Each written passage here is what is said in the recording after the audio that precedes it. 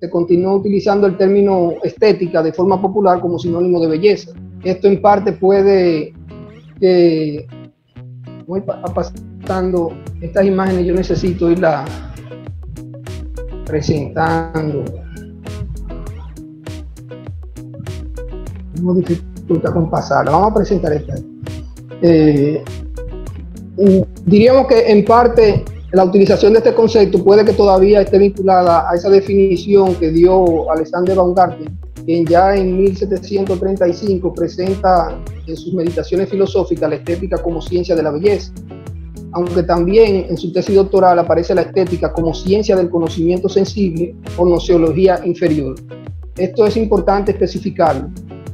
No obstante, prefiero que antes de avanzar recordemos que el término estética viene del griego aistesis, perceptible por los sentidos, de manera que quiero que tengamos presentes esas dos ideas como nuestro marco teórico: el conocimiento sensible o nociológico o nociología inferior de Baumgarten, y el origen del término como perceptible por los sentidos.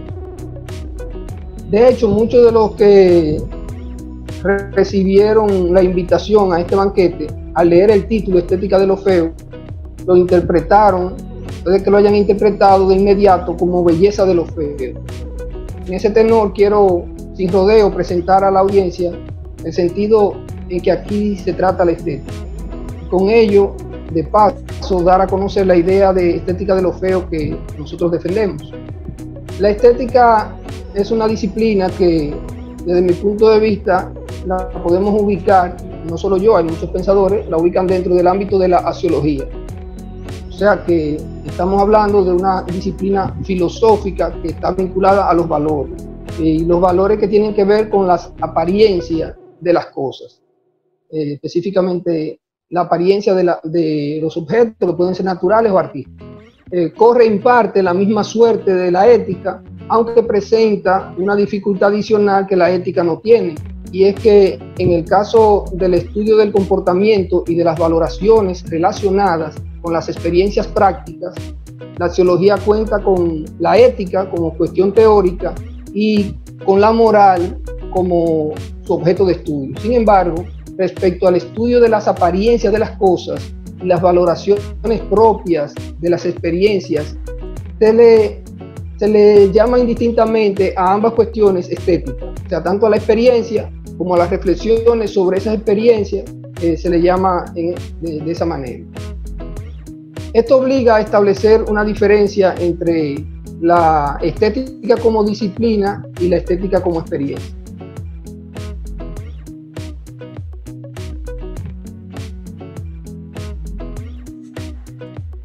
Se pasó ahí la siguiente. Okay.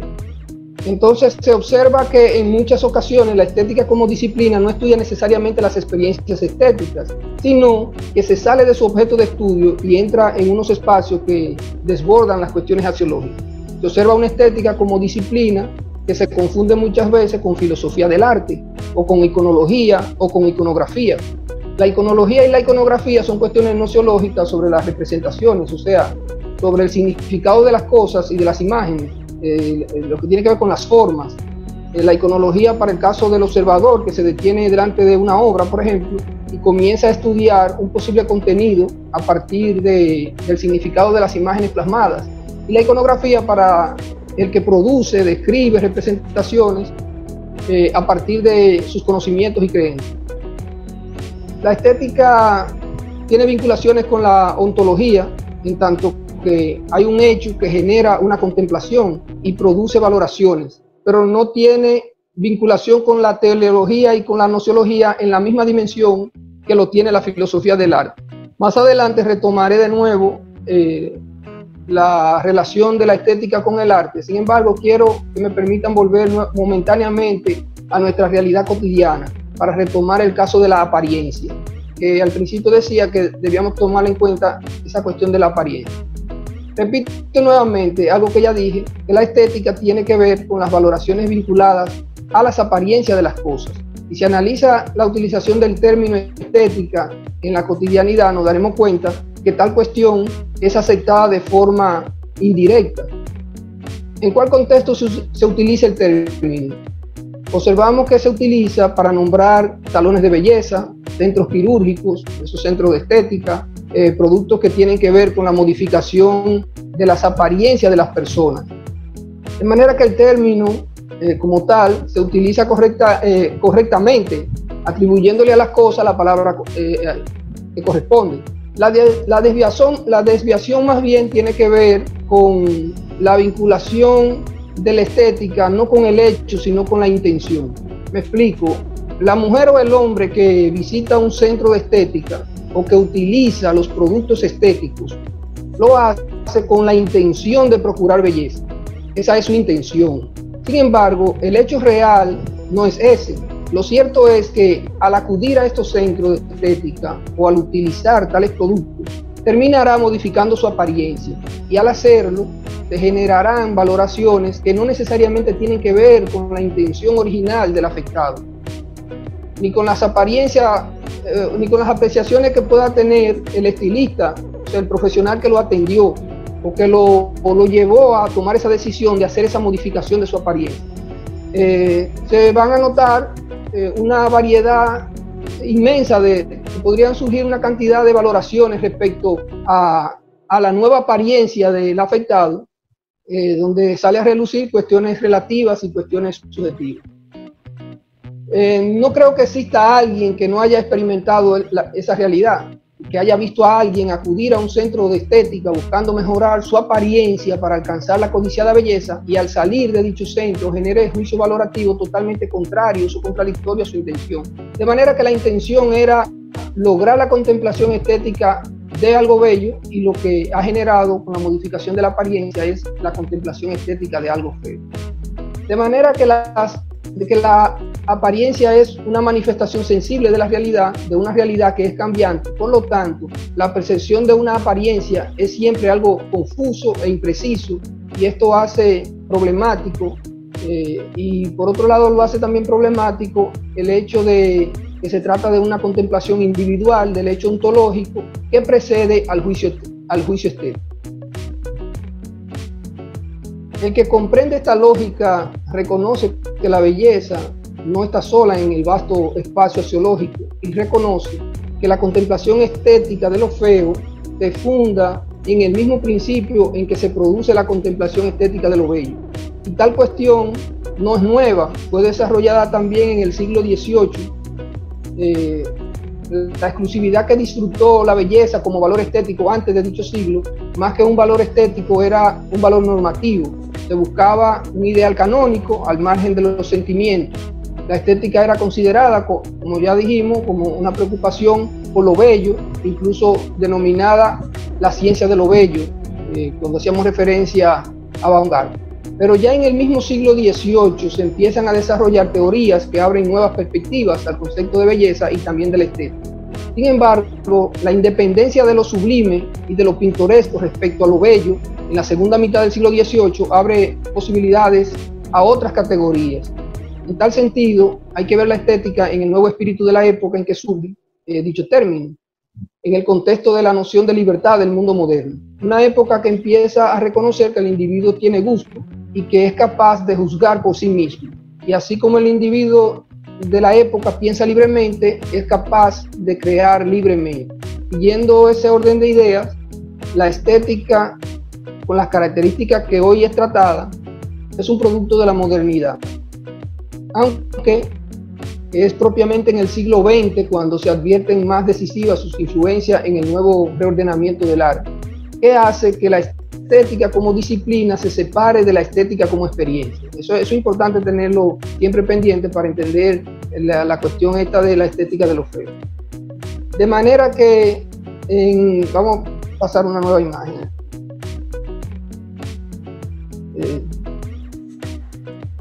De manera que en el siglo XVIII el espíritu del pensamiento europeo está ambientado ya por el surgimiento de nuevas teorías filosóficas del ámbito estético.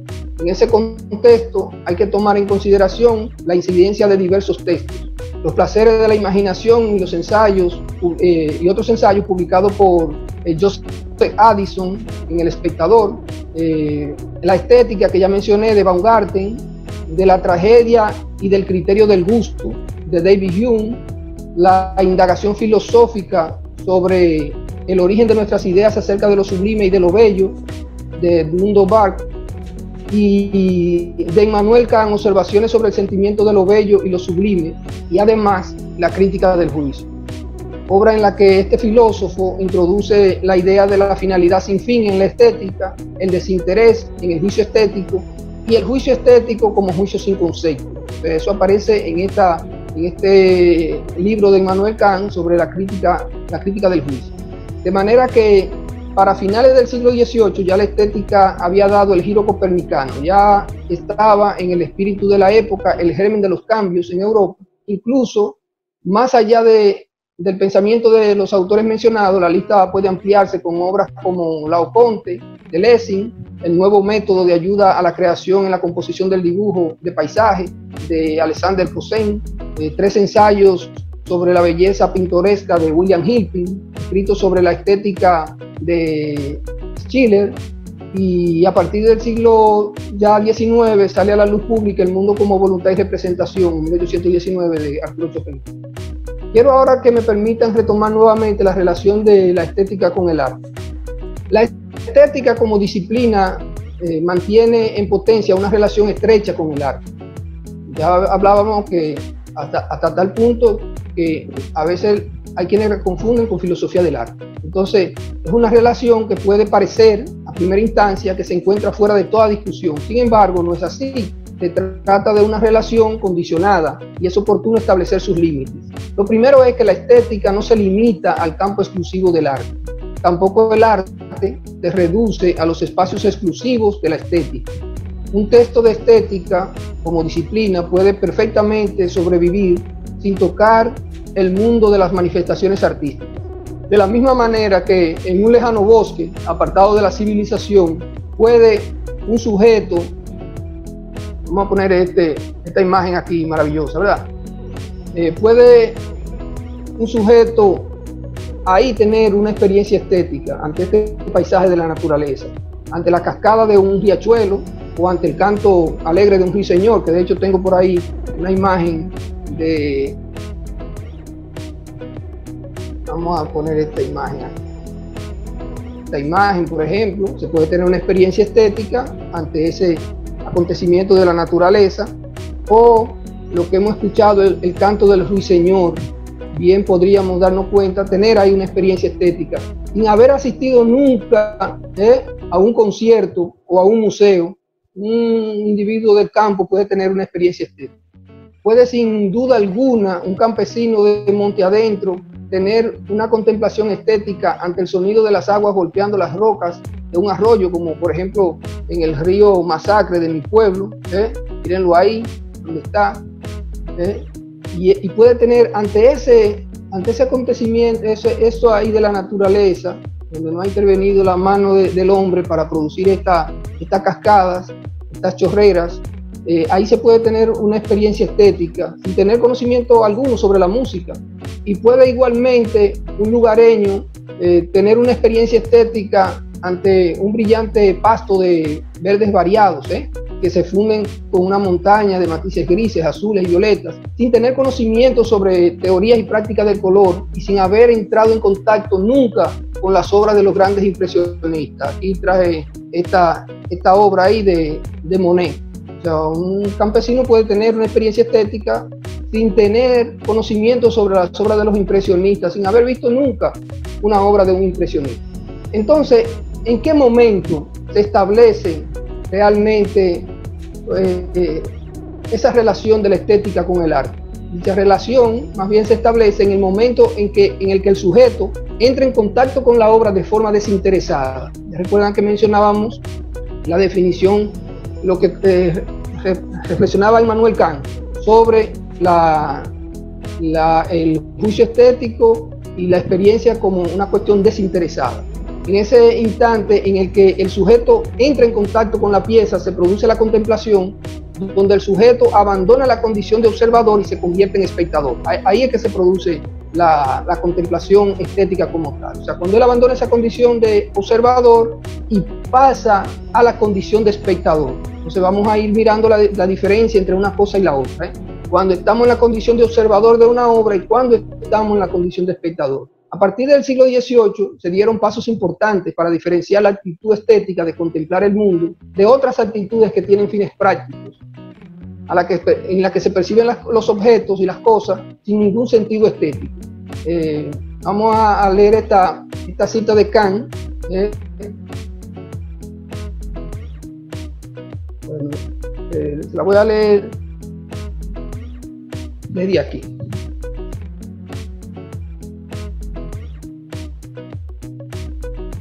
Bueno, no tengo esa cita de Kant aquí, bueno, pero bueno, vamos con esta de Schopenhauer. Tendremos otra de Immanuel Kant más adelante. Aunque el artista persigue algún fin mientras produce la obra, la experiencia estética es desinteresada. En la voluntad, en el mundo como voluntad y representación, Schopenhauer sostiene que la experiencia es cuando en la contemplación de las cosas no se examina ya dónde, cuándo, cómo y por qué existen, sino solo lo que son.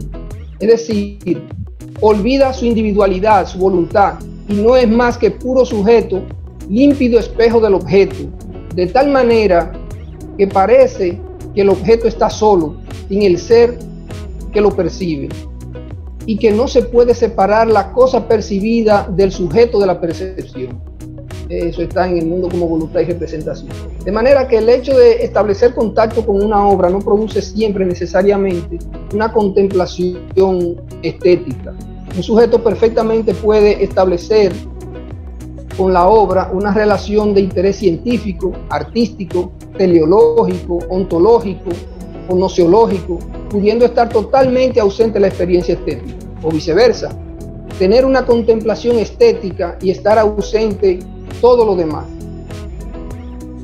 Tampoco quiere decir que por el hecho de que en un momento determinado no se produzca una experiencia estética ante una obra, quede descartada la posibilidad para siempre de que en otro momento o bajo ciertas condiciones se produzca una contemplación estética ante esa misma pieza. Vamos a poner aquí esta imagen. Es como cuando se observa, traté más o menos de reproducir esta imagen así, cuando se observa un paisaje a través de una ventana de cristal totalmente transparente. Por ejemplo, a través del mismo se puede percibir claramente a la distancia los múltiples tonos y matices de sienas verdes, los árboles, el follaje, los pinos, las avillas, los eucaliptos, el cielo azul, bueno, una cantidad de cosas. Todo aquel ambiente armónico contrastado por el colorido intenso del rojo y los naranjas de las flores del flamboyán, genera ahí una impresión donde se puede producir una experiencia estética. El sujeto puede observar y estudiar hasta cierto nivel todo lo que está detrás del cristal, pero puede también a través del cristal tener una experiencia estética ante el paisaje sin advertir que el cristal está ahí, sin advertir que ese cristal está ahí y que siempre estuvo ahí. Y así es la relación del arte con la estética, porque a veces se observa o se contempla el paisaje a través del cristal y no se ve el cristal que vendría siendo la obra misma. De manera que el sujeto puede ir directamente al contenido anecdótico de la obra y no a la obra como arte, o sea, como objeto con contenido artístico. O ir directamente como observador al contenido anecdótico o al contenido artístico de dicha obra sin experimentar la contemplación estética.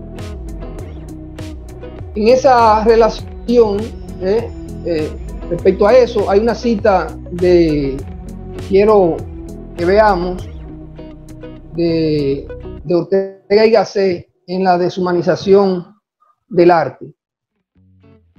Vamos a ver si sale esta. Dice Ortega y Gasset en la deshumanización del arte: pues bien, la mayoría de la gente es incapaz de acomodar su atención al vidrio y transparencia que es la obra de arte. En vez de esto, pasa a través de ella sin fijarse y va a revolcarse apasionadamente en la realidad humana que en la obra está aludida. si se le invita a soltar esta presa y a detener la atención sobre la obra misma de arte, dirá que no ve en ella nada, porque en efecto no ve en ellas cosas humanas, sino solo transparencias artísticas, pura virtualidad. Cáigase en la deshumanización del arte. En ese sentido, vamos a presentar esta imagen que nos puede ayudar a construir unas ideas. En ese sentido, la relación de la estética con la experiencia, como experiencia, con todo tipo de arte, siempre será una relación en potencia, no en acto. Está condicionada por las expectativas que se tiene respecto a las reacciones de los sujetos ante las creaciones de sus iguales. Bueno, el mismo Eulogio me ha preguntado en varias ocasiones sobre este asunto de la reacción ante las obras, o sea, la diferencia entre la condición estética de la naturaleza y la del arte, y si vale la pena reflexionar sobre una diferencia entre la belleza artística y la belleza natural, o la fealdad artística y la fealdad natural. Bueno, hay una situación que le pasa al sujeto ante una obra creada por un individuo que él reconoce que es uno de sus iguales, a diferencia de la naturaleza, que él sabe que es una creación que no depende de uno de sus iguales. O sea, hay un condicionamiento en ese sentido que le puede generar limitación a la hora de entrar directamente a la parte estética, porque él podría entrar entonces como observador en ese sentido. Ya se sabe que ante una obra de arte, o incluso ante un objeto cualquiera, sea este artificial o natural, el sujeto puede tener una experiencia estética. Ahora bien, en ese instante de contemplación, el sujeto reconoce una vivencia específica que no necesita para consumarse de una toma de conciencia respecto a la lógica de lo contemplado. Ello así porque la experiencia ante el objeto, desde el punto de vista estético, constituye un hecho inmediato que no da tiempo a formular reflexiones de carácter racional. Consciente, el sujeto en su calidad de observador, vamos a poner otra imagen. La imagen ahí donde aparece dos sujetos en un museo. El sujeto ahí en calidad de observador, al escapar del impacto de la condición estética, busca, o más bien puede buscar, razones cognitivas que le permitan comprender el origen y la esencia que produjeron esa experiencia cautivadora. Y en ese afán por comprender su estado de arrebato, trata de disecar la experiencia, estableciendo analogías en función de valores conocidos, y lo hace en el marco de las palabras establecidas que fungen como predicados en los juicios estéticos. O sea, nosotros estamos condicionados por unos conceptos, estamos condicionados, tenemos los predicados ya en nuestra cultura. ¿Cuál es el predicado que podemos usar ante determinada cuestión que nos está pasando?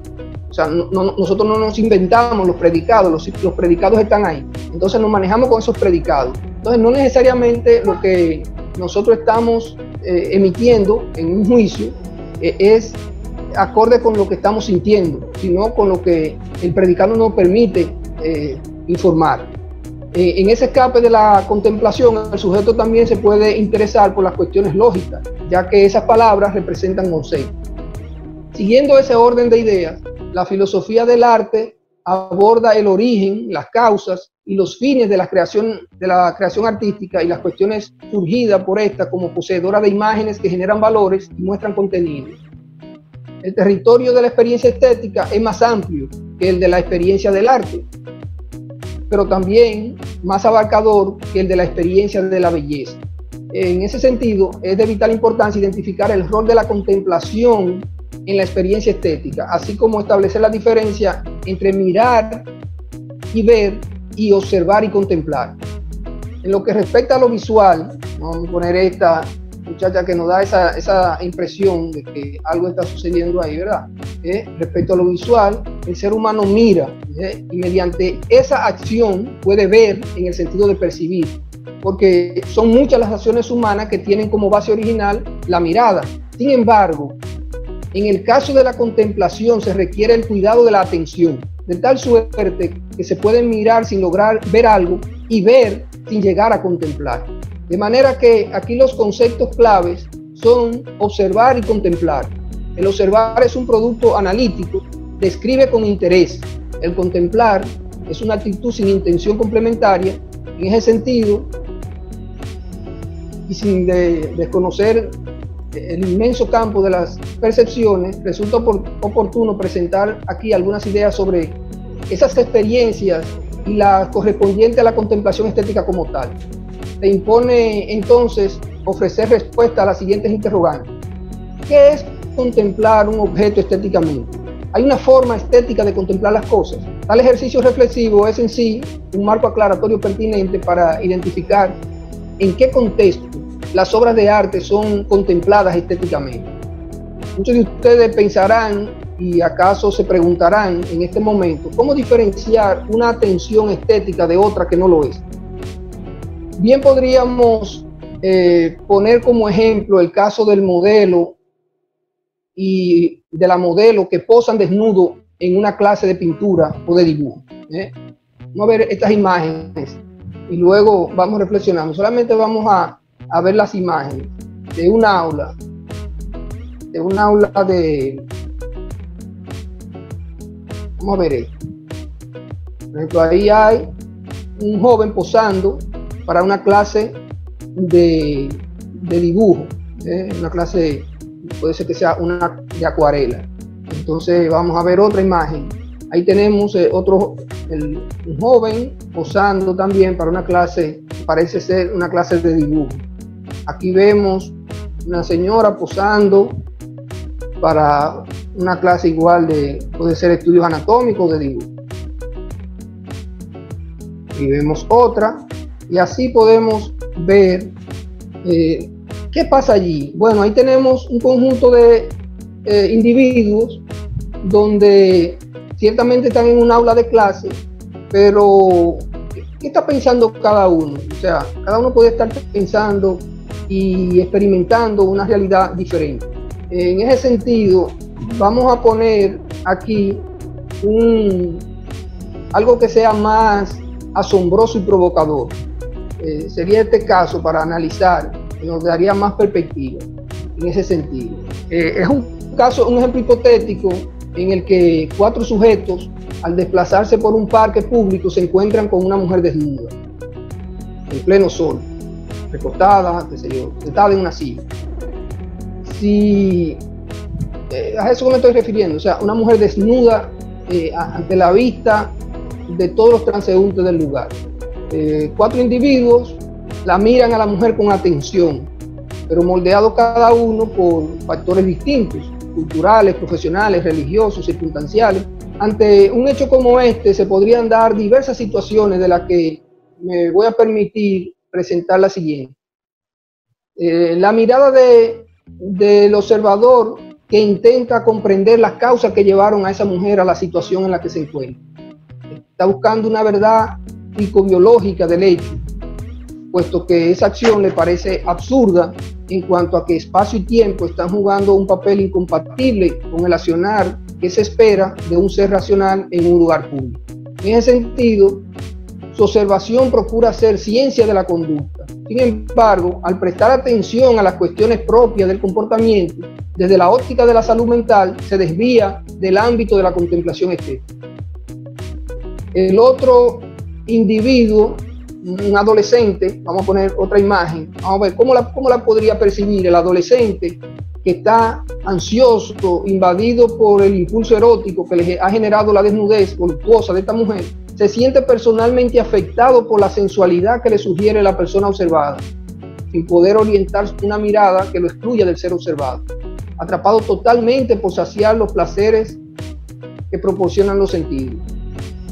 Se trata de una observación sensual en la que él está personalmente implicado. El asombro del adolescente ante lo novedoso del hecho lo inclina hacia el deseo sexual y lo aleja de la contemplación estética. Vamos a poner otra imagen para ver la situación de otros individuos.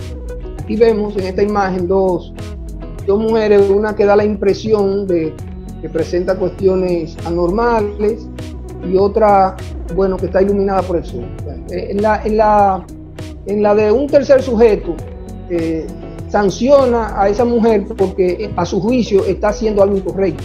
su reflexión está asociada a valorar en el contexto propio de su cultura lo bueno o lo malo de ese hecho. Por tanto, su observación está orientada hacia la ética. Evidentemente, al mirar a este sujeto, observa a la mujer desnuda y lo hace desde la óptica de los valores morales, culturales o religiosos que él tiene. Ciertamente, esos prejuicios le impiden contemplar estéticamente a la mujer. Y una cuarta mirada, para limitarlo ahí, una cuarta mirada, la de el sujeto que no piensa en el origen ni en el propósito de la acción de dicha mujer y se aparta totalmente del imaginario, de lo sexual y de su representación. Un sujeto que no piensa en lo bueno ni en lo malo de la conducta de esa mujer o si de su accionar vendrán consecuencias. Se trata de un individuo cautivado por el contraste que se produce en algunos elementos que estén ahí, como el banco o cualquier cosa, atraído por el pelo rizado de la modelo, una mirada concentrada en la forma, en las luces y en la sombra, la gracia que proyecta la sombra del seno, por ejemplo, la silueta, todos esos contrastes de luces y sombras.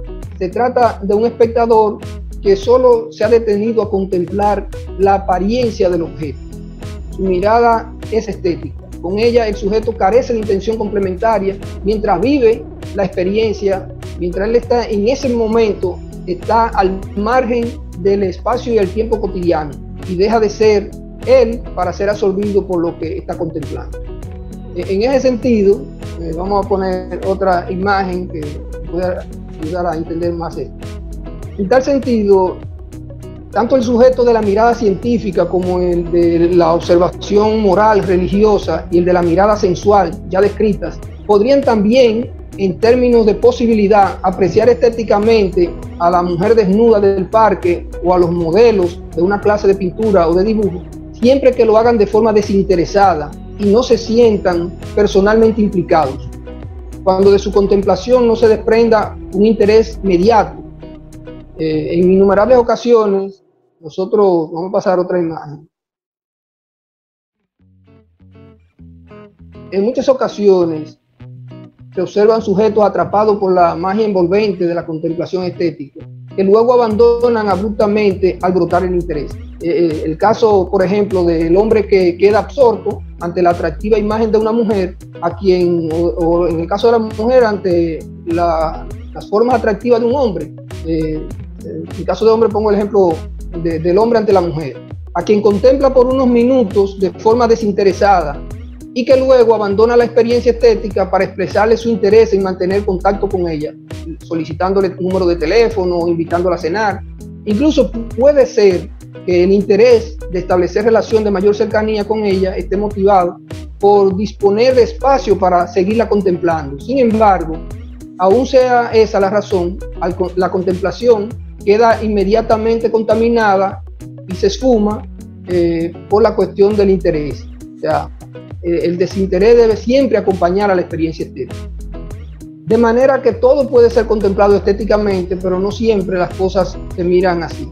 Cuando los objetos, vamos a poner esta imagen, que es muy famosa en el mundo del arte, cuando estas cuestiones son observadas más allá de la apariencia, pensando en la utilidad o la razón, interviene. Por ejemplo, cuando se observan obras pensando más en el autor que en la obra misma, o sea que el interés es la firma del creador, lo que ella vale o representa material o económicamente, en ese momento se está lejos de una mirada estética. Situación esta que se presenta en la observación de falsificaciones, gente que tienen experiencia estética ante una obra, ante una falsificación, ante una copia o ante réplicas o aproximaciones de obras de insuficiente calidad, que no tienen una calidad técnica, y por años y que se generan supuestas emociones estéticas mientras se tenían como obras originales. ¿Ya?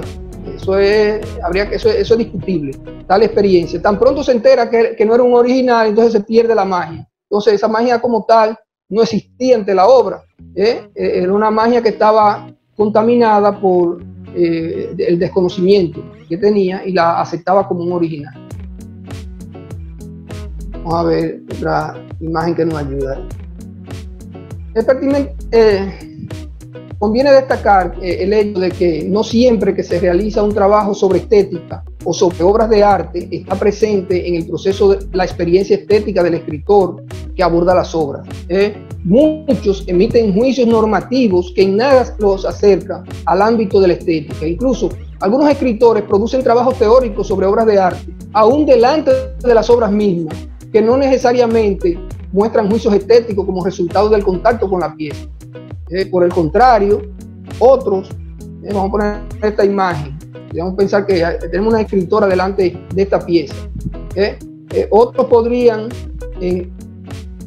comenzar delante de una obra, comenzar un proceso de estudio, de análisis de la obra, y en ese proceso de estudio y de análisis de la obra quedar atrapado estéticamente. En medio de ese estudio de historia del arte, qué sé yo, puede el investigador pasar de la observación del objeto a la contemplación estética, pasar del proceso de análisis sobre la contextualización iconológica de la obra, de la identificación de códigos, técnicas y simbología correspondiente al contexto y a su creación, y abandonar momentáneamente su oficio de historiador y quedar preso de una experiencia estética.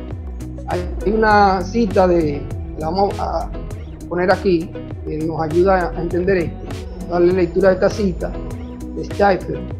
En general, cuando un especialista estudia un cuadro con el fin de determinar su autoría, no lleva a cabo una actividad estética, pero ciertamente durante su examen sucede en más de una ocasión que se descubre sin querer preso de una actividad apreciativa y por tanto estética.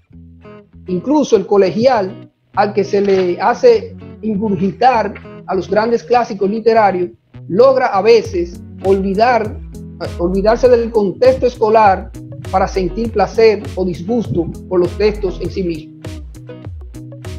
Si se observa, vamos a poner otra imagen que nos ayude a entender esta idea. Si se observan las figuras y los colores de determinadas piezas de la historia del arte, se puede determinar que atrapan al espectador mediante los recursos técnicos de la plástica, independientemente del tema al que aluden y de que lo representado sea bello o sea feo. Puede un espectador de una cultura, vamos a poner esta imagen que nos ayuda también a entender poner al espectador en otras circunstancias. Puede un espectador de una cultura específica tener una experiencia estética sublime ante una pintura. Sin embargo, puede ante esa misma pieza otro espectador tener una experiencia que le permite calificar como pintoresca, y un tercer espectador tener una experiencia de fealdad, y así sucesivamente. Puede que la experiencia en sí, vamos a ver otra imagen, puede ser que la experiencia como tal le genere algunos considerar que ante esa obra tener una experiencia pintoresca, otra tener una experiencia sublime.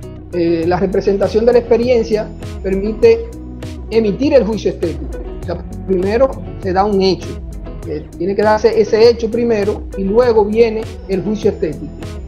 Si la persona no emite el juicio, no sabemos exactamente o no nos aproximamos a lo que realmente esa persona está apreciando o qué tipo de experiencia estética tiene ahí, cómo la calificaría, si como bello, si como sublime, si como pintoresco. O sea, hay que esperar la cuestión individual, la expresión de la experiencia. O sea, ¿qué tú expresas respecto a tu experiencia?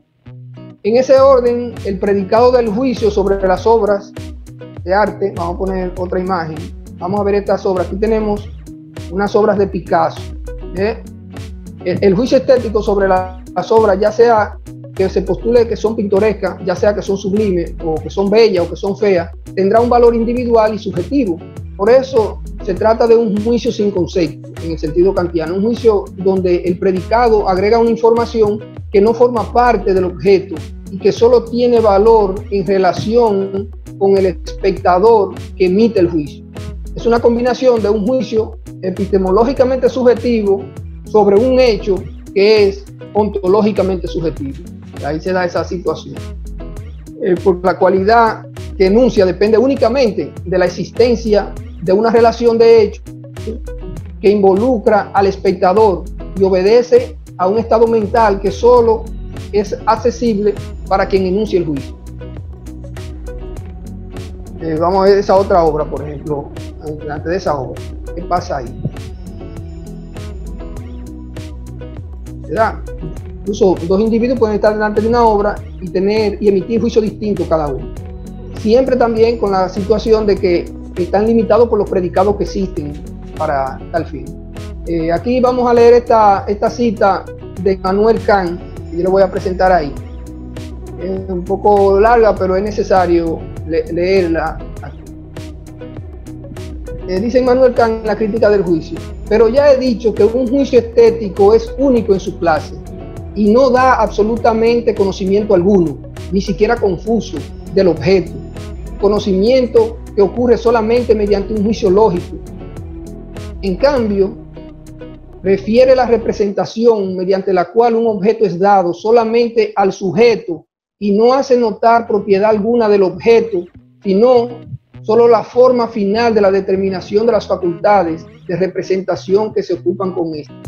El juicio se llama estético también solamente porque su fundamento de determinación no es ningún concepto, sino el sentimiento, el sentido interno, de aquella armonía en el juego de las facultades del espíritu en cuanto solo puede ser sentida. En cambio, si se quisiera dar el nombre de estético a conceptos confusos y al juicio objetivo que en ellos se funda, tendríamos un entendimiento que juzga sensiblemente o un sentido que representa sus objetos mediante conceptos. Ambas cosas contradictorias entre sí. De manera que la idea ahí de Immanuel Kant de presentar lo que no tiene, que es cuando comienza la cita y hace referencia a que no se trata de un conocimiento alguno. Esto no lo podemos vincular con la idea de Baumgarten, que lo convierte como una nociología inferior. Ya la recordamos que la mencionábamos al principio. Entonces vamos a ver otra imagen.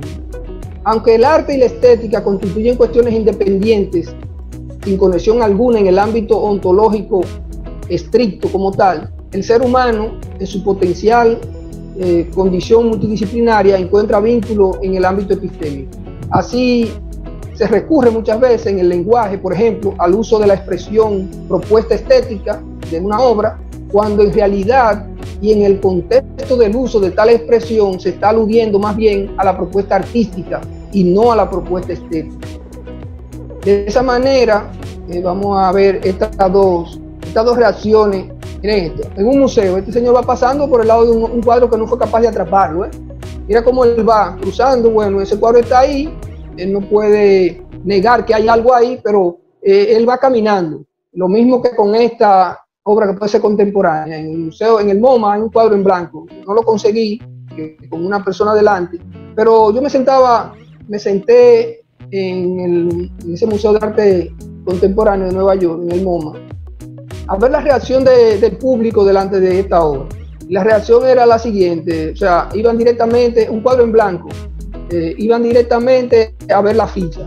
Y luego el cuadro, bueno, se reconoce que es una obra de arte, y más bien porque está en un museo también, porque si estuviera fuera del museo, nadie la iba a ver como una obra de arte, sino hay un cuadro ahí que no lo han pintado todavía. Pero al estar en el museo, pues ya adquiere una nueva dimensión, es obra de arte. Ahora bien, experiencias estéticas ninguna. Nadie se paraba delante de la obra, la gente pasaba y se acercaba a la ficha, la leía y continuaba su camino.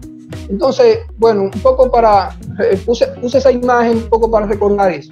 Entonces, en la crítica de arte muchas veces se insiste en mantener unido el arte y la estética, incluso en ocasiones en que estética y arte no disponen de espacio de acercamiento. Eso es posible, que no amerite hablar de estética en determinados momentos, sino más bien de arte, de la arte que tiene su espacio para que se pueda hablar de él. Entonces, ante una obra de arte es posible que surjan juicios, una cantidad de juicios. No solamente son los juicios estéticos, puede estar los juicios epistémicos, técnicos, tecnológicos, dependiendo del tipo de obra, normativos, artísticos, históricos, cuestiones iconográficas, iconológicas, cuestiones filosóficas, etc. No se trata necesariamente de juicios estéticos cuando estamos hablando de obra de arte. Por lo tanto, se puede hablar de arte sin que ello implique necesariamente cuestiones estéticas. Entonces, por ejemplo, esa imagen ahí, puede ser que ese sujeto esté delante de esa obra, la calidad del trazo o de las tonalidades que presenta allí, no necesariamente tener una experiencia estética, puede ser él como artista esté mirando el recurso técnico. Entonces, el valor estético que el espectador le atribuye a las obras de arte surge de un hecho ontológicamente subjetivo, y el juicio estético que expresa sobre ella también es subjetivo, desde el ámbito epistemológico. El resultado de la experiencia estética consumada ante las obras se conoce a través del juicio que emite el sujeto que vive la experiencia. De manera que con dicho enunciado se dan a conocer unas características que el sujeto, y solamente él, con su imaginación, encuentra en el objeto, y de forma inseparable le suma a ella su preferencia, su apreciación y su apreciación de ese objeto. Lo expresado en el juicio estético deriva de sensaciones que son subjetivas, de cuestiones propias del sentimiento del sujeto que establece vínculos con la apariencia de las cosas, las cuales se quedan a nivel de representación, no alcanzan el nivel de concepto. Y ponemos esta imagen de una cantidad de personas que están mirando una exposición, obras. Cada uno está teniendo experiencias distintas ahí. O sea, no necesariamente todos podemos decir que tienen la misma respuesta, la misma reacción ante las obras. Lo mismo que esta, por ejemplo. Es posible que lo encontremos esto. Al tratar de transmitir estas representaciones mediante juicio, se recurre al uso de palabras registradas como concepto de las cosas, cuando en los hechos y en las circunstancias de cada individuo, en sus contextos culturales, esos contenidos tienden a desdibujarse, porque esas representaciones están cargadas de la individualidad del sujeto. En conformidad con esto, se puede postular que el valor estético es una representación de la imagen, no un concepto. En ese orden de ideas, la realidad estética de lo feo debe ser vista y analizada en el marco de un conjunto de predicados, de juicios que guardan relación con las características de atributos como, vamos a poner alguna otra imagen que nos pueda un poco ayudar. Este es Saturno devorando a su hijo, una obra de Goya, que más adelante, o quizá otro día, o quizá podamos analizarla con más detalle. Pero mirando esta obra, yo observo una cantidad de autores que han trabajado sobre Goya, al referirse a ella, utilizan una cantidad de predicados que Umberto Eco, en su libro La historia de la fealdad, hace referencia a estos conceptos. O sea, yo encuentro esos conceptos en una cantidad de autores al referirse a esta obra. Lo que me permite a mí, bueno, reflexionar que nos podría aproximar a la cuestión de la fealdad. Atributos como lo grotesco, lo sublime, lo terrible, lo siniestro, lo horrendo, lo repugnante, aterrador, repelente, patético, monstruoso, horrible, estremecedor, espeluznante, horripilante, macabro, demoníaco. Cuando yo realizaba mi tesis doctoral, fui al Museo del Prado, como fue sobre la pintura negra de Goya. Yo solicité al museo que me permitieran un permiso para poder entrevistar a los espectadores. A mí me sorprendió el hecho de que, bueno, sobre las pinturas de Goya y sobre muchísimas pinturas del museo, se han escrito muchos trabajos sobre estética. Y resulta que el museo me dijo, cuando yo le solicité que me permitiera entrevistar a los espectadores, que nunca le habían solicitado algo así. O sea, que el que iba ahí era a partir de sus propias experiencias con las obras, que estaba generalizando lo que los espectadores tienen sobre las obras. Así no se puede trabajar estética, porque esa es tu experiencia sobre la obra. Entonces me autorizaron, pero me autorizaron por pocos días. Y yo llevé, como ya en el libro La historia de la fealdad, Umberto Eco tenía esta cantidad de predicados asociados con la fealdad. Tiene que ver con la fealdad en sí, muchas de estas cosas, pero cómo llevar a formas estos predicados o sea, estos predicados de la fealdad en sí, cómo llevarlo a formas en una obra bidimensional. O sea, que eso implica la fealdad en sí, la fealdad formal y como consecuencia la fealdad artística. Entonces llevé todos estos predicados, que ya de hecho lo había identificado en muchos autores, y además a ver cuando el espectador o el observador estaba delante de la obra, cuando él se alejaba de la obra, entonces yo me acercaba y le preguntaba que cómo consideraba, que cómo, qué juicio ante esa obra, y entonces me daban uno de esos predicados. De manera que caía dentro de ese elemento, de esa categoría de lo feo, identificado por Humberto Eco en su libro Historia de la Fealdad. Predicados cuyos efectos, al ser representados en términos formales y dentro del ámbito de lo pictórico, se pueden abordar desde una estética de la fealdad como categoría independiente que no constituye una degeneración de la belleza. Puesto que lo feo es algo en sí, en ese sentido, entonces lo vemos, se trata de algo en sí mismo, un sentimiento propio, independiente, no algo relativo. Más adelante podríamos desarrollar. Entonces, está también el caso de esta obra de Picasso, donde en el ensayo de la contemplación estética de lo feo, que tuve el honor de ganar el Premio Nacional de Ensayo, yo analizo estas dos obras, o sea, le dedico un tiempo al Guernica de Picasso y un tiempo a Saturno devorando a su hijo, y trabajo tres cuestiones ante una obra de arte: la cuestión artística, la cuestión estética y la cuestión que está vinculada al contenido de dichas obras. Las tres cuestiones de la obra de arte. En la categoría de lo feo se pueden los predicados verlo en el ámbito de la fealdad formal, que demanda una pintura demanda una condición formal.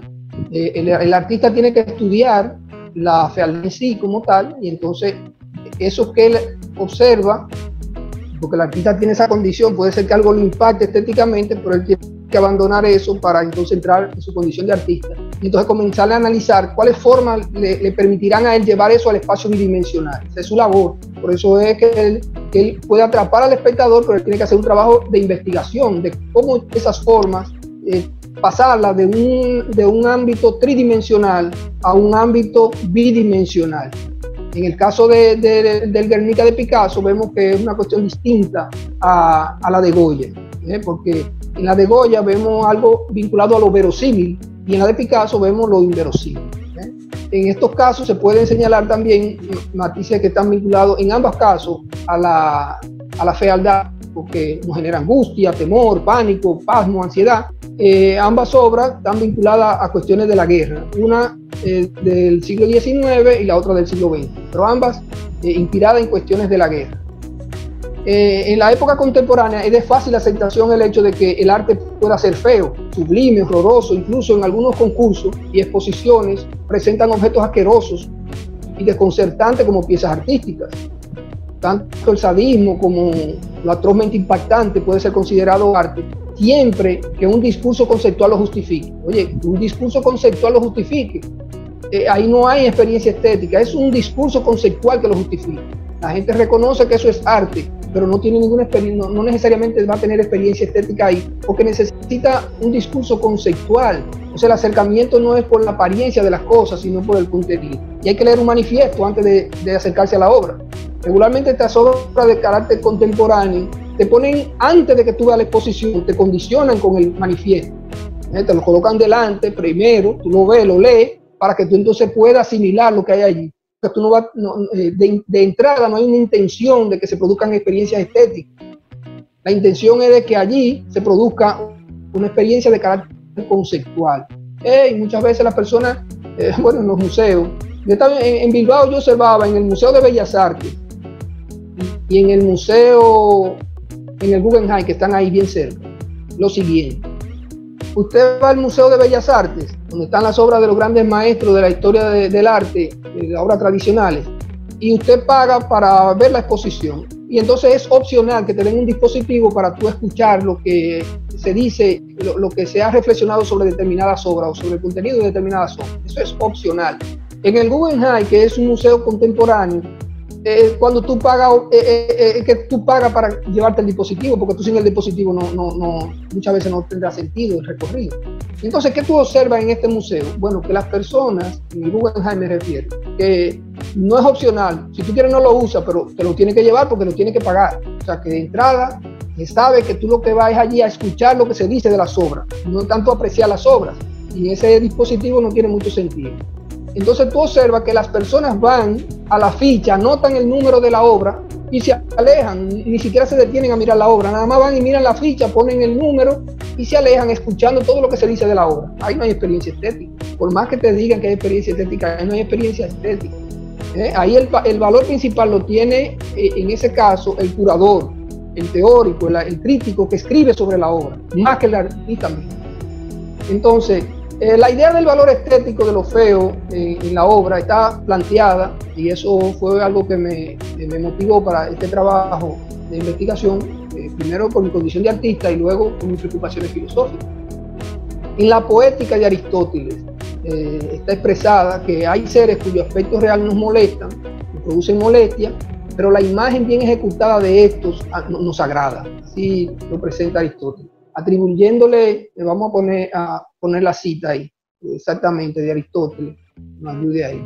Él dice, vamos a leerla. Pues hay seres cuyo aspecto real nos molesta, pero nos gusta, produce una reacción diferente la imagen bien ejecutada, atribuyéndole a la ejecución un valor transformador que hace que animales repugnantes y cadáveres logren en la obra un efecto distinto al que produce en su condición natural. Ese pasaje de Aristóteles es bien conocido en el mundo de la estética, y en él sugiere que la fealdad del objeto no incidirá negativamente en la producción artística si esta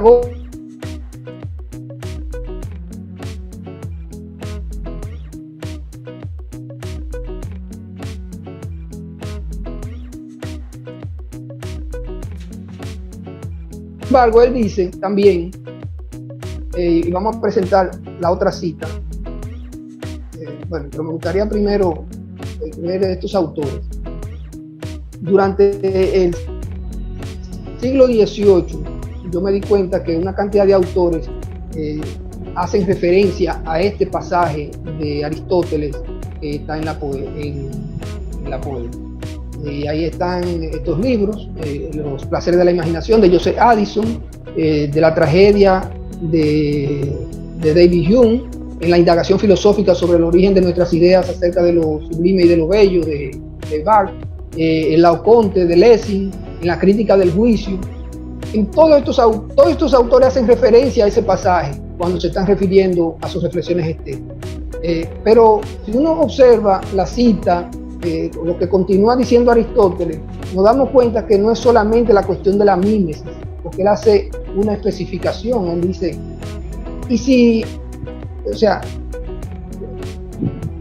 lo que provoca la transformación, el cambio en la reacción del espectador ante la nueva realidad, no es necesariamente la imitación de la imagen, sino que también envuelve lo que tiene que ver con la ejecución. Él dice, y esto se produce cuando Aristóteles hace referencia a que cuando no se conoce el retratado, cuando dice, cuando hace referencia a cuando no se conoce el retratado, el placer no se produce, no se le puede atribuir a la imitación, sino a la ejecución, al color o a otra causa semejante. De manera que él ahí reconoce que cuando no se conoce el retratado, se puede producir un placer, pero por lo tanto ese placer no puede ser por la imitación, porque en ese caso esto no me recuerda aquello, porque yo no conozco aquello.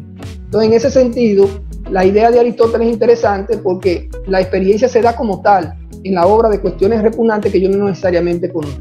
En ese aspecto radica el punto central de mi reflexión de la estética de lo feo, una cuestión que ya estaba planteada en la Grecia antigua y que se retoma en el siglo XVIII.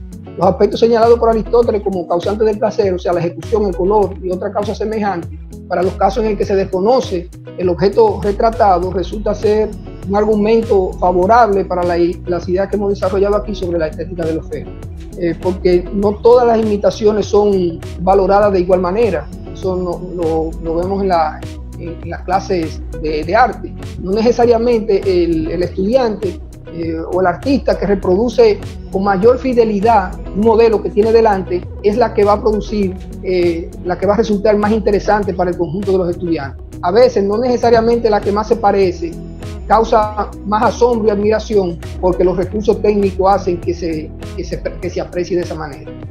Entonces, en ello influye el recurso de la originalidad muchas veces, la novedad, lo que le aporta el artista al margen del objeto modelo, y eso se encuentra necesariamente en la ejecución, en el color y en otras cosas que nosotros identificamos como la estructura compositiva de la obra. En esos aspectos que se hace posible la transformación de un objeto que en el mundo natural es repugnante para el espectador y en la obra de arte le permite vivir una experiencia estética, una cuestión diferente. No quiere decir que en la naturaleza él no pueda tener una experiencia estética sobre algo que sea repugnante. Lo que pasa es que en la naturaleza él se siente personalmente implicado. Por ejemplo, y esa figura de Saturno, usted la aprecia en la naturaleza, usted no va a tener la misma reacción que si se tratara de esa representación en un cuadro. Las formas son las mismas, lo único que en la naturaleza tú tienes el temor de que te pueda agredir. En ese sentido, lo feo es una categoría estética que, aunque no tiene la misma dimensión, el mismo tratamiento que ha tenido tradicionalmente la belleza, pero sí nos podemos dar cuenta que tiene su espacio propio. En este caso, esta reflexión, vamos a poner aquí una cita de Rosenkrantz. Hay un libro de Rosenkrantz, un biógrafo de Hegel, llamado a sí mismo La estética de lo feo, pero en esa reflexión él plantea lo feo de una manera distinta a como nosotros estamos planteando, porque para él el examen de la idea de lo feo es inseparable del análisis de la idea de lo bello. Así lo feo no está basado en sí mismo, tiene en lo bello su necesario contraste, de manera que para Rosenkrantz lo feo desde el punto de vista estético es admisible únicamente en relación con lo bello. Finalmente, desde nuestro punto de vista, hablar de estética de lo feo en una obra pictórica en ningún momento quiere significar que su atractivo obedezca a una belleza de lo feo. Tal idea sigue la defensa tradicional de leyes de proporción, simetría, armonía, variedad en la unidad como condiciones inherentes a la belleza y que lo feo vulnera con su existencia. Entonces, desde nuestro punto de vista, parecería así que lo feo deja de ser feo en la obra y que sería esa su razón de existir en el arte. El arte lo idealiza tratándolo y valorándolo con las leyes de lo bello. Como se puede observar en la presente exposición que acabo de hacer, vengo defendiendo la idea de que la belleza no está sola en el vasto espacio axiológico de índole estético y de que lo feo ocupa un espacio propio e independiente de la belleza, que no se reduce a una condición negativa de lo bello. En ese sentido es diferente a lo que viene planteando Rosenkrantz. Toda esta reflexión involucra la fealdad en sí, la fealdad formal y la fealdad artística, necesariamente. O sea, la fealdad que se produce en la naturaleza como fealdad en sí, la fealdad formal, el estudio de las formas para poderlo presentar en obras artísticas y, por lo tanto, la fealdad artística, que bien se pueden observar en obras verosímiles, como les decía, en la obra de Goya, por ejemplo, y en obras inverosímiles como la obra de Picasso. O sea, el que ve mujer llorando de Picasso en la playa, mujer llorando en la playa de Picasso, el que se saque de la cabeza que él va a encontrar esa mujer en la playa. Esa mujer no existe en ninguna otra parte, nada más existe en la obra de Picasso, en el cuadro.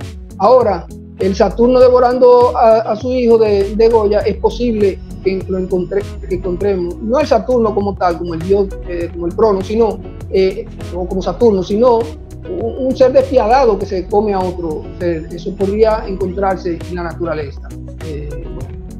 De manera que la presente reflexión sugiere condiciones limítrofes definidas, o sea, entre el arte y la estética. He tratado de exponer eso, esa diferencia entre la estética y el arte, y por tanto se justifica el tema de lo feo tanto en las obras como imágenes verosímiles, así como en las obras inverosímiles.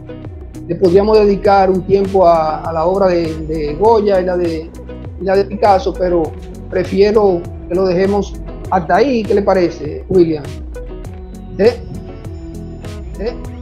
Podríamos dejarlo hasta ahí y en una próxima entrega podríamos ampliar esas otras obras que tú acaba de mencionar.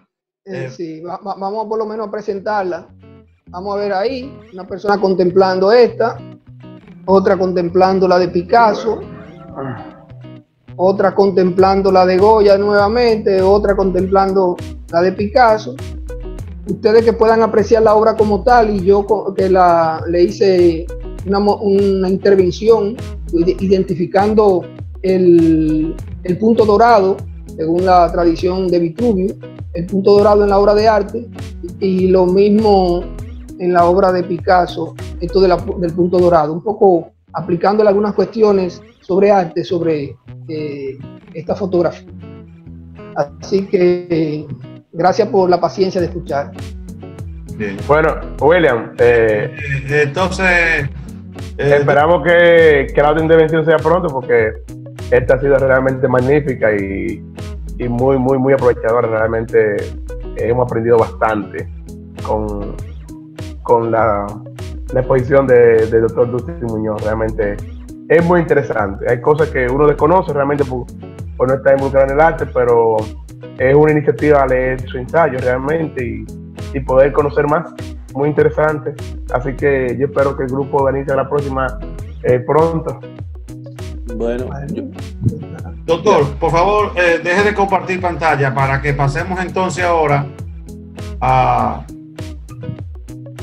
Deje de compartir pantalla para que pasemos entonces ahora a las personas que quieren hacer alguna pregunta, algún comentario.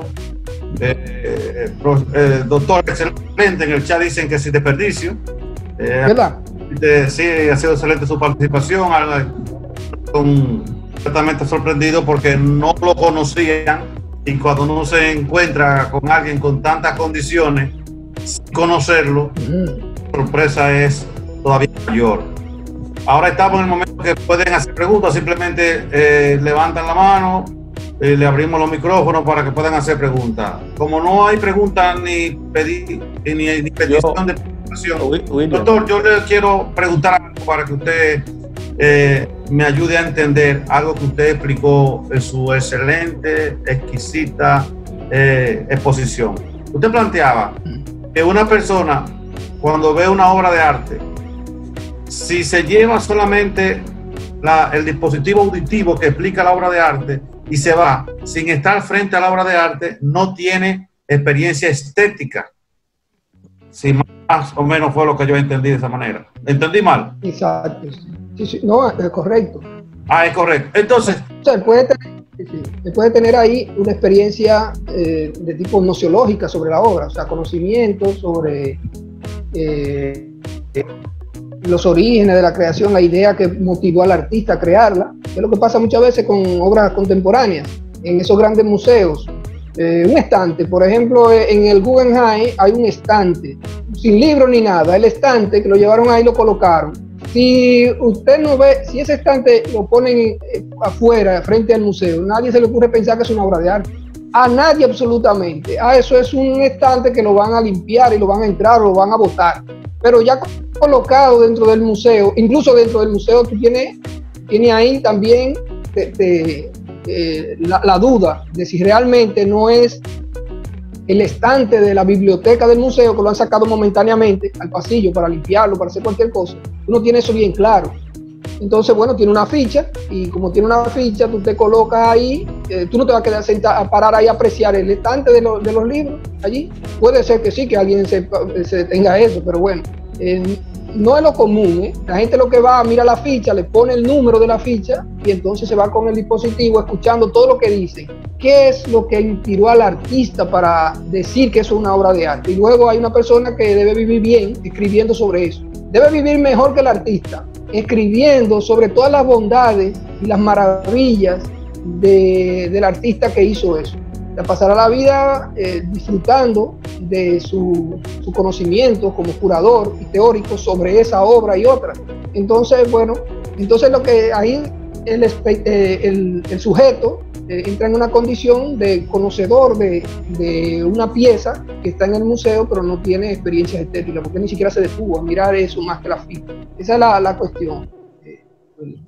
Entonces, puede haber una persona que tenga una mayor experiencia estética de una obra de arte más que el propio autor de la obra de arte, a partir de lo que usted plantea? Sí, claro, eso es posible. Es porque el artista tiene una situación, recuérdate que el artista, su responsabilidad es crear la obra.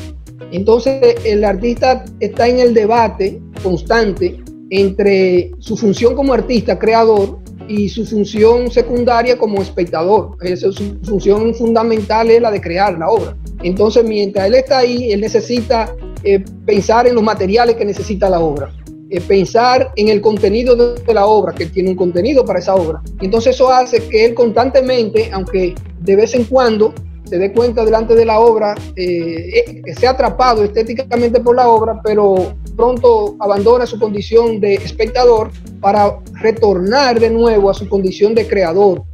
Por lo tanto, vuelve de nuevo a la técnica y dice, pero necesito una veladura aquí. Bueno, y él abandona la condición estética, porque ya le entra en cuestiones que tienen que ver con aspectos técnicos de la calidad de la obra. Entonces la abandona. Entonces, en el caso del espectador, no tiene ese problema necesariamente que tiene el artista creador. Regularmente, aquel que no sabe de arte en términos de la técnica y de todo lo que implica la creación de una obra de arte, está en mejores condiciones de tener una experiencia estética si tiene sensibilidad, porque él no se va a parar a la obra a estar preguntando qué efecto utilizó para lograr determinadas cuestiones de la obra, sino que va y entra a la condición pura de la obra, y esa contaminación que puede tener para el artista que vive entrando y saliendo de la obra para poder jugar su papel con altura como artista. Bien, entonces vamos a dar los turnos. Primero va el rector Roberto Reina, luego va Zavala y luego va Leonardo. Buenas noches, Dustin. Te felicito por tu brillante exposición. Yo Gracias, maestro. Como un desconocedor profundo del arte, aunque soy un observador y un espectador que lo disfruto, tengo la siguiente pregunta. Me llama la atención el hecho de que, como tú presentas claramente la existencia de lo feo como algo con identidad absoluta, no necesariamente conectado al sentido estético de lo bello, como diría uno de los autores que citaste, en el sentido relativo de lo bello como su negación. Si en el arte contemporáneo tenemos alguna expresión o alguna época de la historia del arte de artistas que han trabajado fundamentalmente lo feo, es decir, conscientes de que en su creación está trabajando exactamente llamar la atención sobre aquello que el imaginario de quien lo contempla lo provoca, pero al mismo tiempo le presenta una nueva posibilidad de lectura no racional. Es decir, que asume conscientemente en su creación la búsqueda de que el otro, el observador, pueda disfrutar la obra desde la visión de lo feo. Sí. Bueno, ahora que usted menciona eso, maestro, entrevistaba yo a Ramón Oviedo en un momento para un estudio sobre esto que hice de su obra, y me dice el maestro que en una ocasión fue un cliente a su taller a comprar, y compró una obra, y entonces él le pidió que se la dejaran. Le impresionó la obra, pero desde el punto de vista del artista la obra no estaba terminada, no estaba terminada. Y mire, estamos hablando de Oviedo, que tiene una expresión y una cosa que él mismo reconocía que se puede ubicar dentro de la estética de lo feo, su propuesta. Y bueno, el maestro le pidió, que estaba muy bien, fue un fin de semana, un viernes, me parece, que fueron a su taller, y él le dijo, bueno, pues vengan el lunes o el martes a buscarla para yo darle unos detalles que le faltan a la obra. Y lo que el maestro hizo fue, según expresaba, fue limpiarle el fondo, porque el fondo estaba sucio y desde su punto de vista no llenaba lo que él entendía que debía tener esa obra. Y lo que hizo fue trabajarle ese fondo, limpiarlo un poco más. Y cuando el cliente fue a buscarlo el lunes, le dijo, no, pero a mí no me gusta esa obra, a mí eso era lo que me gustaba, a mí que me gustaba ese fondo, ahora no me gusta así. O sea que en cierta manera él trató de crear, de modificar en la obra para acercarse dentro de los límites que tiene su creación, acercarse a una cuestión de mayor limpieza, y sin embargo el cliente lo que esperaba era precisamente que se alejara de esa situación. Entonces sí, eso es así. En la creación hay artistas que cultivan el feísmo, por ejemplo, de José Luis Cueva, un artista mexicano, es eso, su creación sobre lo feo. Entonces hay una cantidad de artistas contemporáneos que trabajan lo feo. Ahora, la experiencia como tal de lo feo, porque tenemos que ver que hay un juicio que se emite respecto a la experiencia, o sea, la contemplación. Cuando se emite el juicio de que algo es feo, es porque ya se produjo el hecho que genera el juicio, porque el hecho precede al juicio. Nadie emite el juicio sin haber tenido la experiencia. O sea, es después de la experiencia que emite el juicio. Y cuando uno dice que algo es feo, es porque ya tuvo la experiencia que le permite decir que algo es feo. Y incluso estará en condiciones de defender eso desde el punto de vista racional. Pero la respuesta que él le dio no era desde el punto de vista necesariamente racional. Fue producto de la experiencia que le emite el juicio.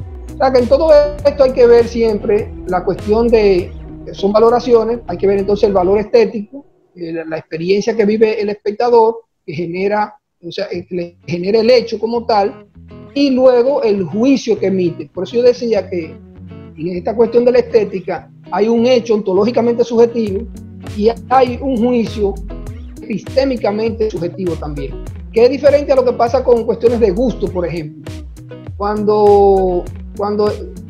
Si yo digo que algo me gusta, desde el punto de vista del hecho, o sea, el hecho como tal, que me permitió emitir el juicio, el hecho es subjetivo. Sin embargo, el juicio, desde el punto de vista epistémico, es objetivo, porque usted no puede decir que a mí no me gusta lo que yo estoy diciendo que me gusta. Sin embargo, en el caso estético, usted puede decir, porque yo le estoy atribuyendo al objeto la cuestión, en el predicado yo le atribuyo al objeto la condición. Entonces, al atribuírsela al objeto, el otro podría decir que no, que en el objeto no está tal condición. Y por eso es que el juicio estético es subjetivo desde el punto de vista ontológico en el hecho, y también lo es en el juicio que se emite. En ambas cosas es subjetivo. Profesor Zavala, active el micrófono, por favor. Buenas noches a todos. Excelente esta ponencia del doctor Dustin. Ya lo hemos escuchado en más de una ocasión y siempre nos queda increíble, ¿verdad? Uno se transporta en todas estas imágenes que él le presenta y estas explicaciones tan llanas, tan aterrizadas. Felicito a los organizadores de este evento, al señor rector Reina, que lo apreciamos también por su participación. Dustin, con relación a las artes, siempre han habido mucho debate y algunas de las preguntas que la gente se plantea con relación a esto es sobre el tipo de conocimiento que las artes transmiten al ser humano, si tienen algún valor de verdad los juicios que se emiten a través de lo estético, y por qué las artes en términos educativos a nivel nacional en lo que tiene que ver con la currícula son tan limitadas, son tan poco promovidas. Esas son una de las cuestionantes que te planteo para ver qué luz tú me das sobre estos puntos. Y bueno, ahora que mencionas eso, maestro, en una ocasión yo miraba unos estudios que se hacían, estaba preparando el currículo en educación, y de esto por competencia, y en los debates yo veía que trataban esta cuestión de la estética también como una cuestión que no se establece esa diferencia con el arte, o sea, como una cosa dependiente y amarrada totalmente al arte. Yo le decía que eran cuestiones diferentes, que la educación estética es una educación que no necesariamente se tiene que hacer vinculada al arte, porque implica muchas cosas. Es desarrollar la sensibilidad del individuo y que el individuo reconozca que tiene una experiencia ante esas cuestiones que pueden ser de la naturaleza, que pueden ser artificiales y que también pueden ser obra de arte. Entonces eso hay que cultivarlo. O sea, lo vemos mucho en las exposiciones. La gente va a las exposiciones o no va a las exposiciones porque considera que no sabe de arte. Entonces yo le digo, mira, tú vas a la exposición y en la exposición brindan vino, brindan refresco, van muchísimas personas. Te invitaron a la exposición, tú vas a la exposición. Tú vas a la exposición. Si lo que se presenta allí no te atrapa a ti, ese problema no es tuyo. Ese problema es del artista. Tú no tienes problema con eso, porque tú no estás obligado a que lo que un artista presente, y no es que tú seas ignorante ni nada, es que el artista hace una creación artística y entonces él tiene que estudiar la psicología de los espectadores, conocer el espíritu de la época, los colores que predominan, las cosas. Si a él le interesa atrapar al espectador, pero a lo mejor el artista no le interesa el espectador de una época, a él le interesa, por ejemplo, de su contemporáneo, los espectadores de sus contemporáneos. Él dice, no, mi obra es del futuro. Y se podría agarrar de Van Gogh, que Van Gogh hizo una obra que en su época no era entendida y luego en el futuro fue entendida. Puede ser que el artista o sea un artista del pasado o sea un artista del futuro y no necesariamente del presente. O sea que, pero ¿qué es lo que escuchamos de las personas? Que él se siente culpable de algo que no ha hecho. O sea, él dice, no, yo no voy porque yo no sé de arte. Tú vas a una exposición, pero tú no estás obligado a pararte a simular delante de una obra que la obra te gusta. Y que te atrapó. Si no te atrapó, no te atrapó. Entonces tú sencillamente vas a la exposición y te pones a compartir con el público que está allí. Si están brindando vino, te toma un vino, y si te están brindando refresco, te toma un refresco. Ya eso es una cuestión del artista, de si él quería realmente atrapar al espectador, entonces él tendrá que analizar a ver qué fue lo que falló. Porque los espectadores, si él tiene ese interés en el espectador de su época, en su contemporáneo, lo que tiene que estudiar qué es lo que ha pasado allí, que su obra no atrapa al espectador, que nadie se acercó a la obra, que la obra no le llamó la atención. Entonces, bueno, una cosa es la sensibilidad por el arte como tal, y una cosa es la sensibilidad que tú tienes para que se generen experiencias estéticas. O sea, yo puedo tener sensibilidad por el arte y tener una mirada de la obra, independientemente de que la obra no me atrape desde el punto de vista estético, pero desde el punto de vista artístico, yo entiendo que hay unos recursos allí valiosos. Pero yo como artista veo allí que esos recursos valiosos yo los puedo utilizar. Hay un conocimiento como tal, un conocimiento de que hay algo, que a ese artista le faltó algo para atrapar al espectador, pero yo no dejo de reconocer que hay unos elementos que son importantes ahí en la obra y que lo que falta es un mejor manejo. Y yo como artista podría decir, a este artista lo que le falta es esto para atrapar al espectador, pero esos recursos son valiosos. Entonces muchos de nuestros artistas uno se da cuenta que lo que han hecho es estudiar a otros artistas nuestros y luego ellos potencializan esa obra, tienen una facilidad para entonces hacer que el espectador de la época la asimile, la suma, porque le dan el toque que hace falta. Pero el artista es un estudioso de eso. Pero el espectador no es estudioso de eso, el espectador no está obligado a eso. El espectador no está obligado a ir a estudiar los recursos técnicos porque él no es artista ni va a ser artista, él no tiene obligación para eso. Él va allí en una condición de tener sensibilidad sobre el arte, por eso hay que cultivarlo.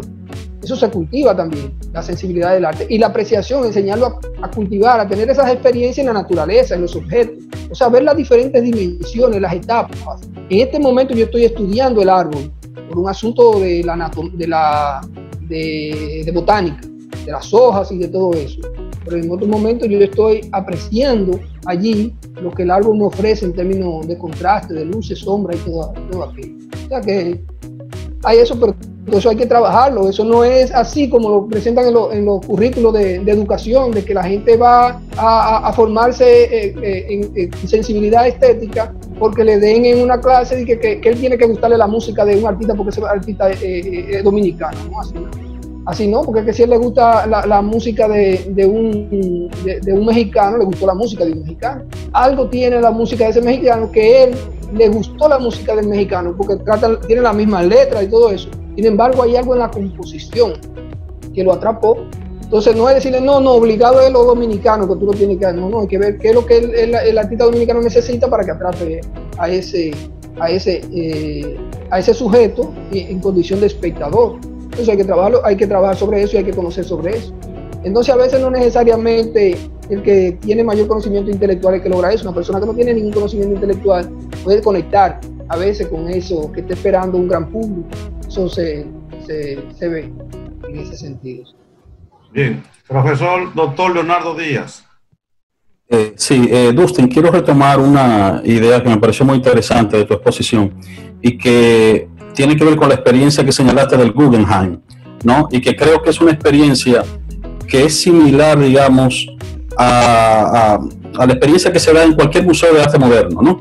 La cuestión de un espectador que entra a un museo, no tiene un dispositivo que le explique la obra y su situación es de perplejidad. Y probablemente a ti te ha pasado, a mí me ha pasado, que en un museo de arte moderno, un espectador dice, ¿eso es arte? ¿No? Es la pregunta que sale a relucir, ¿no? La pregunta más común, ¿eso es arte? ¿No? Y tú sabes que en la filosofía contemporánea se ha hablado mucho del fin del arte, ¿no? De la muerte del arte, ¿no? Entonces, yo no sé si tal vez siguiendo tu razonamiento, más que hablar de la muerte del arte o del fin del arte, de lo que deberíamos hablar tal vez es de la crisis de ciertas sensibilidades o la crisis de cierto tipo de experiencia estética. No sé qué dices al respecto, ¿no? Sí, mira, a propósito de eso, hay un libro que se llama Adiós a la estética. Bueno, yo leí una cita del autor, Schaeffer, un escrito que él hace muy actualizado respecto a eso.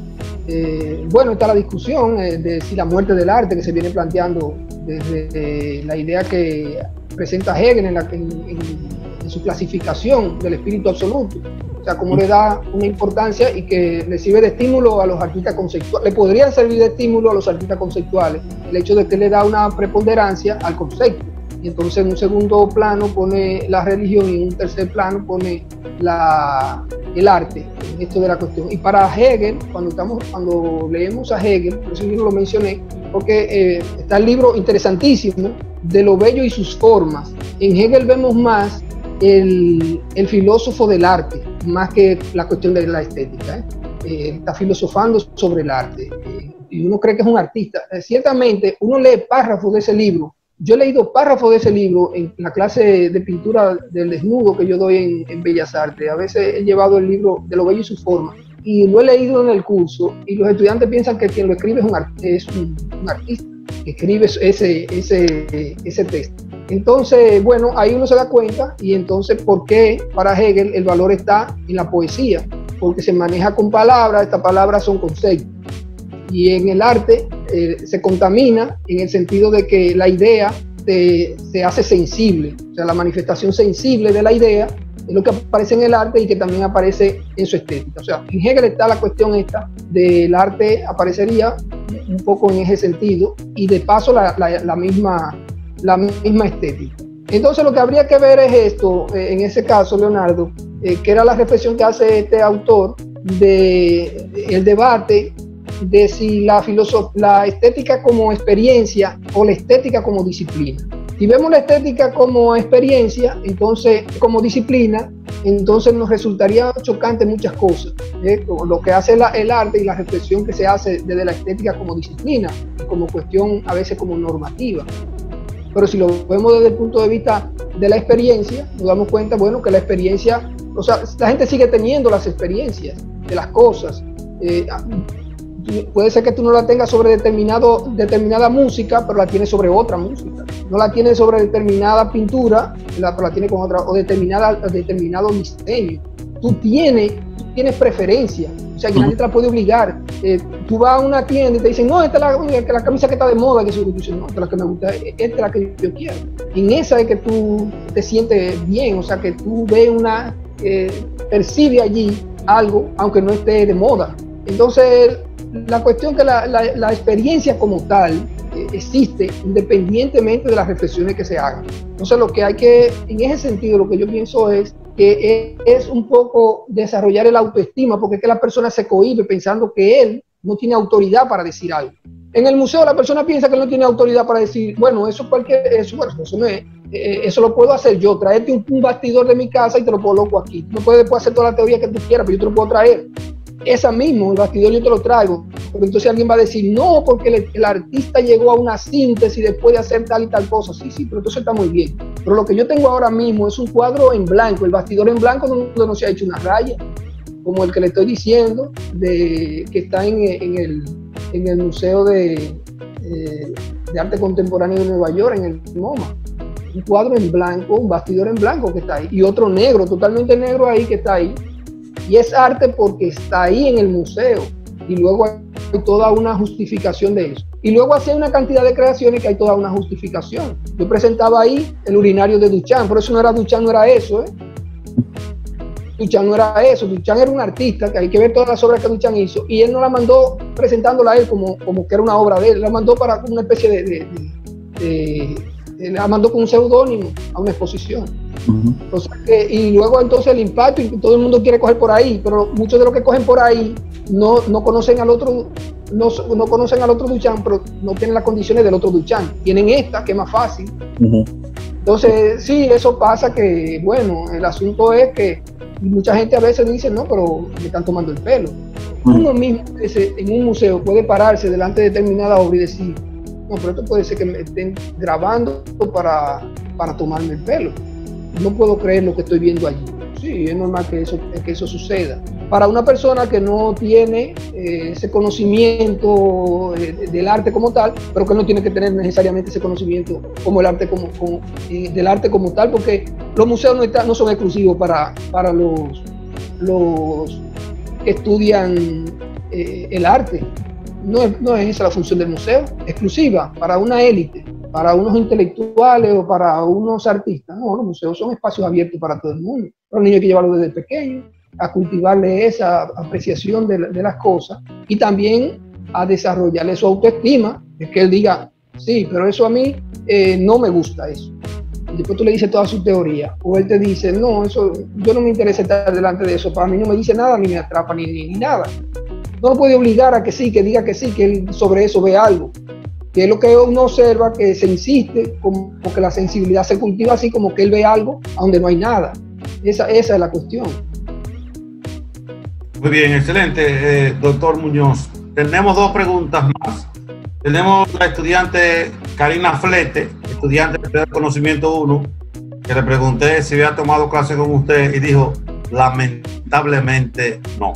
La pregunta es que ella, dos preguntas, una de ellas y una de la persona que más lo admira a usted como profesional artístico y filosófico, pero me pidió que se la hiciera de manera privada.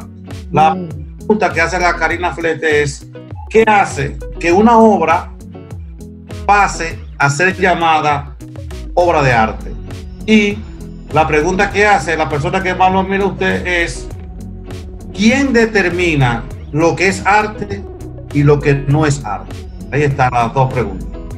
Bueno, vamos a ver si me recuerdo de las dos, si no me la recuerda la segunda. Ahora recuérdame la primera, William. La primera es, ¿qué hace que una obra se convierte en una obra de arte? Bueno, eso es interesante ver lo siguiente. O sea, la pregunta me permite tocar un tema que no toqué. Una cosa son los objetos artísticos y otra cosa son las obras de arte. Diferenciarlas en el siguiente sentido. El objeto artístico uno lo puede ver muchas veces en el ámbito tridimensional, la escultura, por ejemplo, o la instalación, pero la escultura fundamentalmente. Yo voy caminando por un bosque y encuentro una raíz o una piedra que tiene unas formas, y lo único que yo hago es transportar esa piedra o esa raíz desde ese lugar a un lugar de exposición.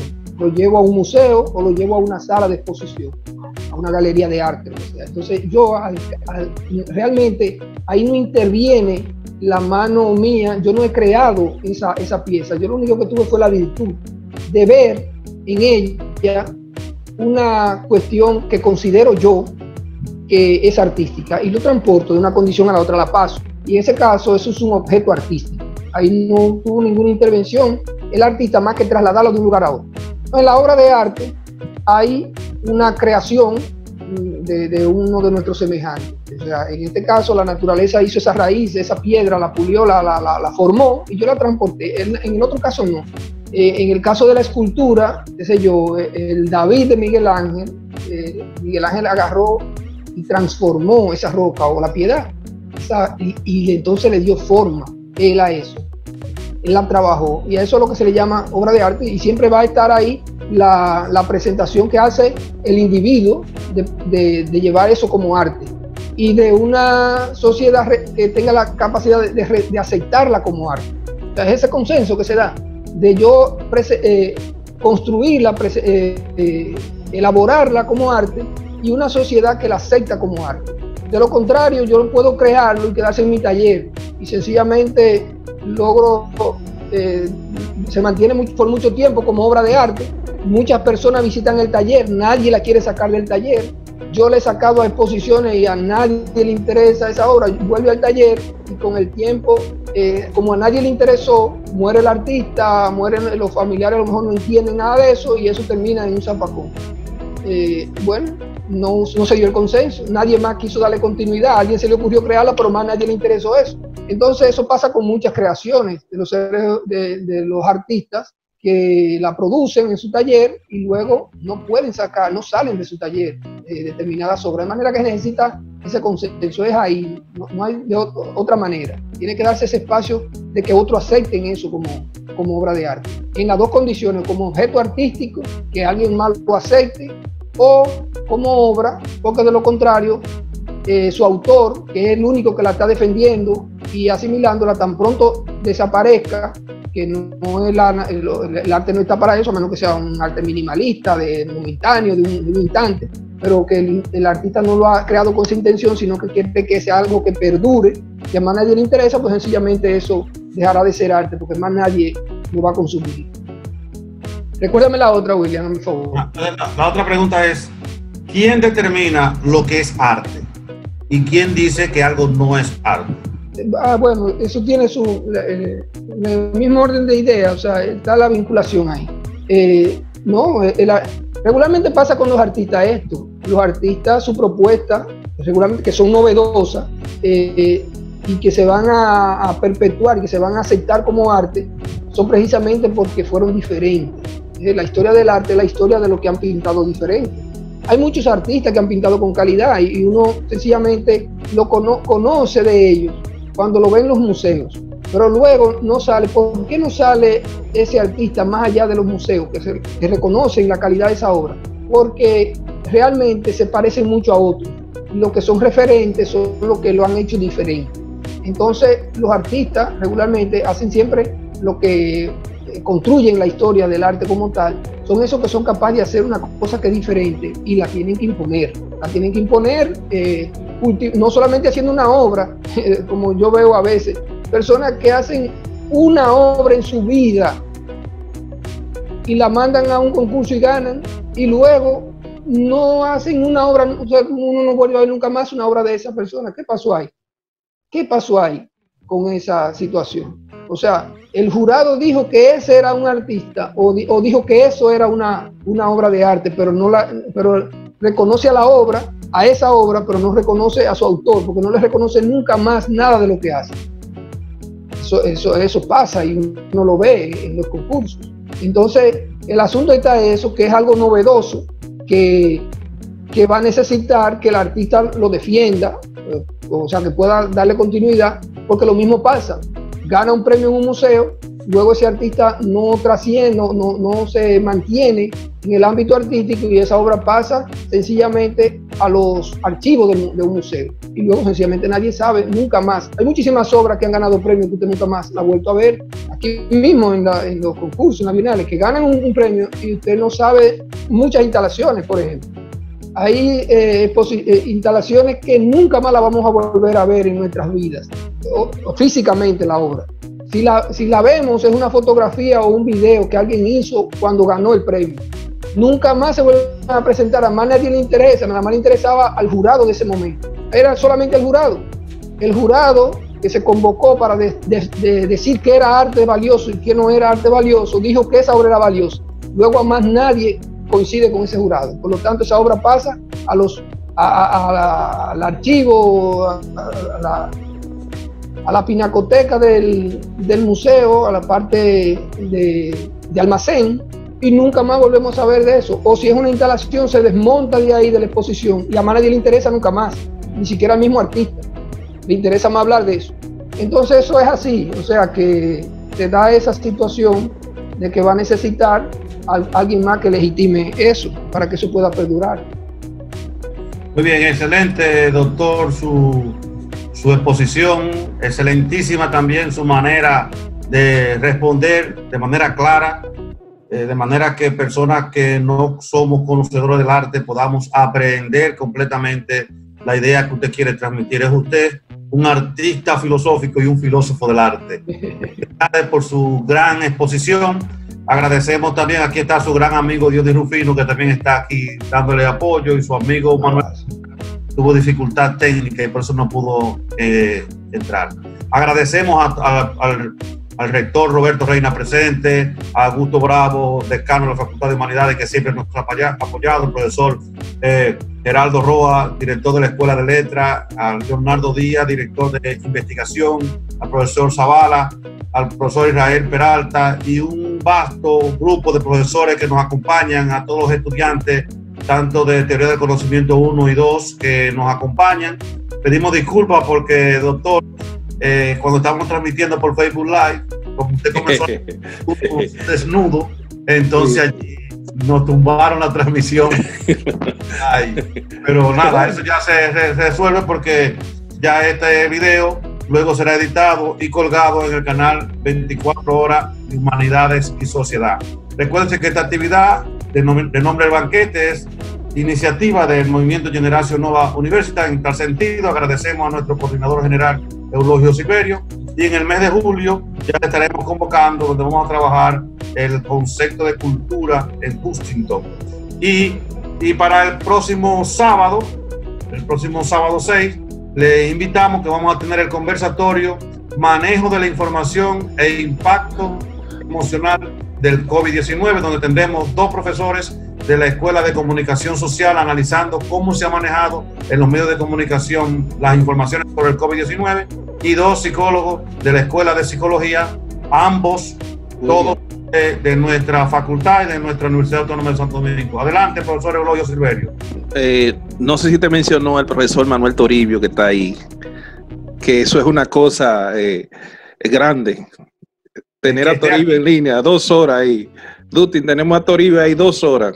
Tenemos al profesor Luis Cabrera también, al profesor Faustino Medina y Ana Paredes y bueno, muchísima gente. Pues esto fue un fenómeno. Está Víctor Álvarez también. William. Y están todos los miembros del grupo Atenas del Nuevo Mundo, que es un grupo de estudiantes de filosofía que han creado un blog para colgar todos sus trabajos de ensayo filosófico también. Veo a Orlando Muñoz también, el primo de Dustin ahí. Y Gladia Abreu también, si no la menciona, hay problema esta noche en la casa. William, entonces me dice que por el hecho de presentar imágenes... Sí.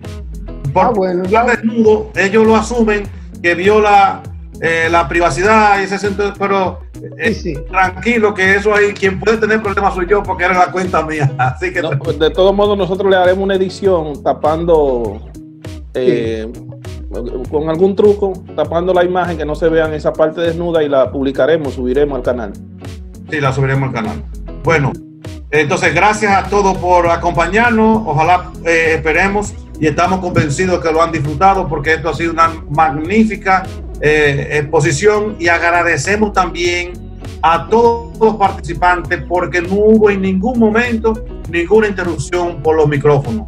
Muchísimas gracias, buenas noches y nos vemos en una próxima entrega de El Banquete. El Banquete. Muy bien.